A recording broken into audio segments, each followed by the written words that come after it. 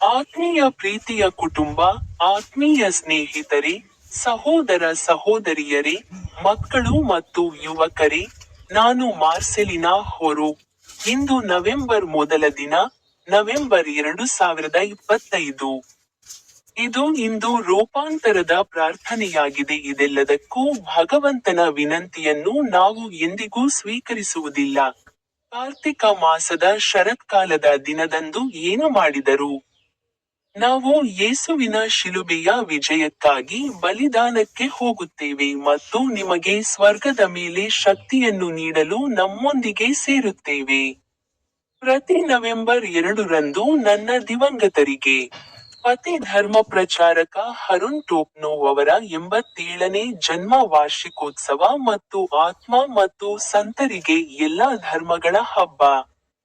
ಪ್ರತಿ ನವೆಂಬರ್ 12ರಂದು ನನ್ನ ಹಿರಿಯ ತಾಯಿಯ ಮೊಮ್ಮಗ ಅರುಣ್ ಪಿಯಸ್ ಮಾರ್ಕಿ ಅವರ 25ನೇ ಜನ್ಮ ಬೆಳ್ಳಿ ಮಹೋತ್ಸವ ವಾರ್ಷಿಕೋತ್ಸವದ ಆಚರಣೆ ದಿನ.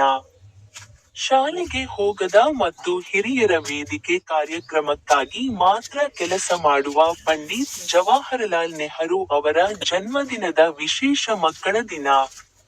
ಪ್ರತಿ ನವೆಂಬರ್ 20ರಂದು ದಿವಂಗತ ಅಳಿಯ ಧರ್ಮಪ್ರಚಾರಕ ಪಿಯಸ್ ಜೋಕಿಮ್ ಮಾರ್ಕಿ ಅವರ ಮೊಮ್ಮಗ ಮತ್ತು ಮಗಳು ಜೀವಂತವಾಗಿರುವಂತೆ ನಟಿಸುವ 6ನೇ ಮರಣ ವಾರ್ಷಿಕೋತ್ಸವದ ಆಚರಣೆ. ಮತ್ತು ಕ್ರಿಸ್ತ ರಾಜನ ಹಬ್ಬವನ್ನು ಪ್ರತಿ ವರ್ಷದ 4ನೇ ಭಾನುವಾರದಂದು ಆಚರಿಸಲಾಗುತ್ತದೆ ಮತ್ತು ಈ ಘಟನೆಯನ್ನು ಯಾವಾಗ ಸೇರಿಸಲಾಗುತ್ತದೆ? ಮೊದಲ ಬೈಬಲ್ ಪದ್ಯ, ಪ್ರಸಂಗಿ ಅಧ್ಯಾಯ 11 ಪದ್ಯ 10. ಮತ್ತು ನಿಮ್ಮ ಹೃದಯದಿಂದ ಕೋಪವನ್ನು ತೆಗೆದುಹಾಕಿ ಮತ್ತು ನಿಮ್ಮ ಮಾಂಸದಿಂದ ದುರದೃಷ್ಟವನ್ನು ತೆಗೆದುಹಾಕಿ, ಯೌವನ ಮತ್ತು ಕಪ್ಪು ಕೂದಲಿನ ಆವಿಗಾಗಿ. ಎರಡನೇ ಬೈಬಲ್ ವಚನ, ವಿಮೋಚನಕಾಂಡ ಅಧ್ಯಾಯ 14 ವಚನಗಳು 13. ಮೋಶೆಯು ಜನರಿಗೆ, ನೀವು ಭಯಪಡಬೇಡಿ. ಸ್ಥಿರವಾಗಿ ನಿಂತುಕೊಂಡು ಯೆಹೋವನು ಇಂದು ನಿಮಗೆ ಮಾಡುವ ರಕ್ಷಣೆಯನ್ನು ನೋಡಿರಿ. ನೀವು ಇಂದು ನೋಡುವ ಐಗುಪ್ತ್ಯರಿಗೆ ಶಾಶ್ವತವಾಗಿ ಮತ್ತೆ ಎಂದಿಗೂ ಕಾಣುವುದಿಲ್ಲ. ಮೂರನೇ ಬೈಬಲ್ ವಚನ, ರೋಮನ್ನರ ಹೆಸರು ಅಧ್ಯಾಯ 1 ವಚನ 7. ರೋಮ್ನಲ್ಲಿರುವ ದೇವರ ಪ್ರಿಯರಾದ, ಸಂತರು ಎಂದು ಕರೆಯಲ್ಪಡುವ ಎಲ್ಲರಿಗೂ ನಮ್ಮ ತಂದೆಯಾದ ದೇವರಿಂದಲೂ ಕರ್ತನಾದ ಯೇಸು ಕ್ರಿಸ್ತನಿಂದಲೂ ನಿಮಗೆ ಕೃಪೆಯೂ ಶಾಂತಿಯೂ ಉಂಟಾಗಲಿ. ಕೊನೆಯ ಬೈಬಲ್ ವಚನ, ಸೇಂಟ್ ಮತ್ತಾಯನ ಸುವಾರ್ತೆ ಅಧ್ಯಾಯ 10 ವಚನ 28. ದೇಹವನ್ನು ಕೊಂದು ಆತ್ಮವನ್ನು ಕೊಲ್ಲಲು ಸಾಧ್ಯವಾಗದವರಿಗೆ ಹೆದರಬೇಡಿರಿ.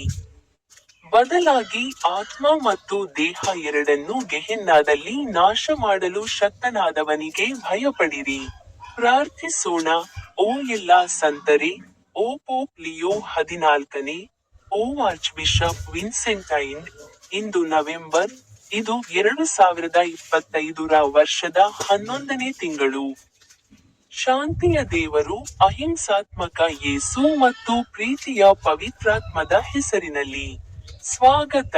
ಸ್ವಲ್ಪ ಸಮಯ ತೆಗೆದುಕೊಂಡು ನಮ್ಮ ಸುತ್ತಮುತ್ತಲಿನವರ ಕಡೆಗೆ ತಿರುಗಿ ನಮ್ಮನ್ನು ಪರಿಚಯಿಸಿಕೊಳ್ಳುವ ಮೂಲಕ ಪ್ರಾರಂಭಿಸೋಣ.